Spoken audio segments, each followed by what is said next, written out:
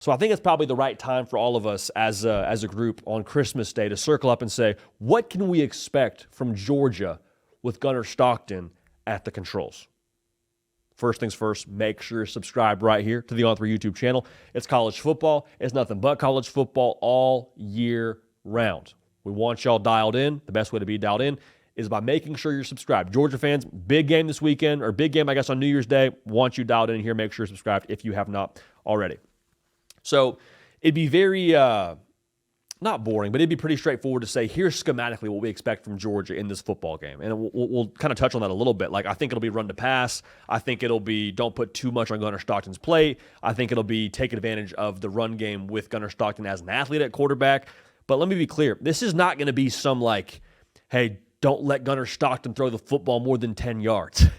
Like, Gunner Stockton's not Rudy, and God bless Rudy, but like Gunner Stockton's one of the top quarterbacks in 2022 class, a top 10 cat, all right? So, like, throwing the football will still be in the game plan. I think if you were to put, like, a label on the Georgia game plan with Gunner Stockton behind center, it will be do better simple, or do simple better, however you want to arrange those words. Do simple better is, I think, the Kirby Smart and Mike Bobo approach.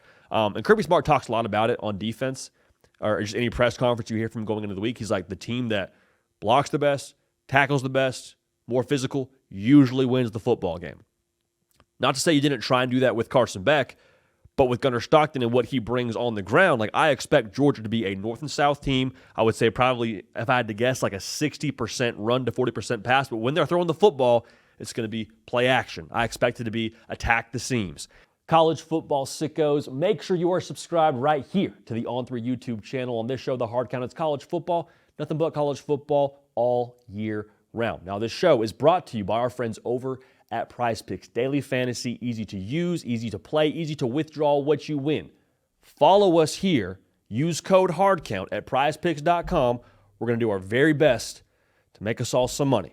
Now, even if we don't, when you play with code HARDCOUNT at prizepicks.com, make yourself $50 in promo funds to then go ball out the rest of this playoff. So again, code HARDCOUNT, $5 in lineups, gets you $50 in promo funds at prizepicks.com. We appreciate y'all subscribing. We appreciate y'all using that code with our friends PrizePicks.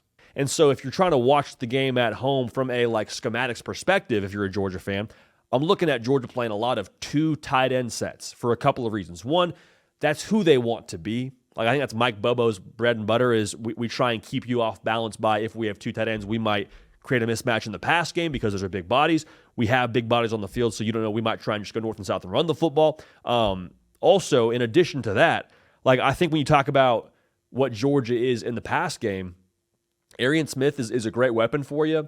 Dominic Lovett, also a great weapon for you. I think Georgia probably wants to get the football to their tight ends more in this game with Gunner Stockton because of how it's going to put pressure on the middle of the field, especially with how I expect them to pound the freaking rock.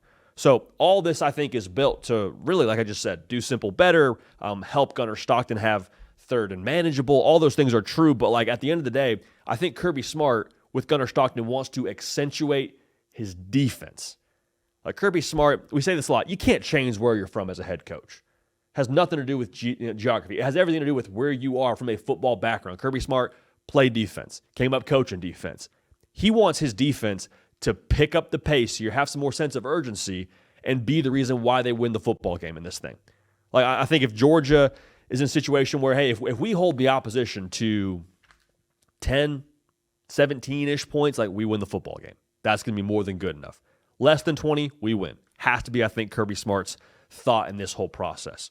So with that being said, on the offensive side, a punt's not a bad thing. A punt is not the worst situation in the world to find yourself in if you're a Georgia fan. And Georgia, over the course of this year, has been more of a passing-centric kind of offense. They've been throw first with Carson Beck, and I guess that makes sense. But, like, I think this version of Georgia with Gunner Stockton, we said it before, it might be a little bit more of the Georgia you've come to expect under Kirby Smart over the last couple of years. It might be a little bit more hard hat, lunch pail. Let's ground it out. Let's shorten the game. Let's flip the field. Like let's win the field of position kind of situation if we're Georgia with Gunner Stockton. I think that's kind of where they're going to be. Now we talk about traits with Georgia. We'll talk about traits with Texas here next in this live show. But I think when we talk about who Georgia is, when are they at their very best?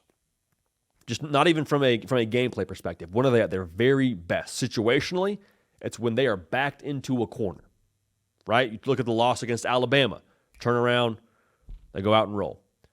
Look at the loss against Ole Miss, and we're like, hey, who is Georgia? They got to play Tennessee next week. We'll see if they can, figure it out. Bounce back, beat Tennessee. Back against the wall in the SEC title game. Carson Beck goes down when they're actually down in the football game. Georgia, sense of urgency, throttles back, wins the game in overtime over Texas for the second time this season. I think when you have a backup quarterback in the game in general, plus the college football playoff, when is there more urgency ever going to be on this Kirby Smart football team? I don't know.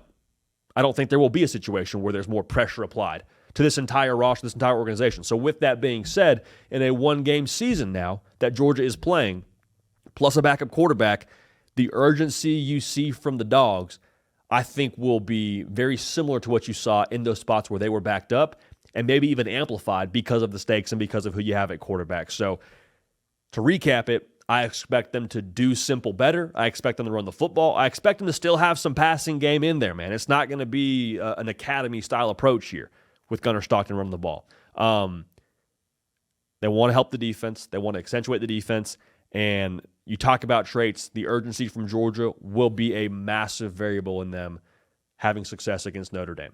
All right, so it'll be different. It'll be a little more vanilla, but guess what, man? Vanilla, if you were to look at ice cream sales, I would have to imagine is probably still one of the hotter selling flavors, all right? So for the Dogs, expect a lot of vanilla, and we'll see how many sprinkles, how many other toppings they mix in there to get the job done against the Fighting Irish.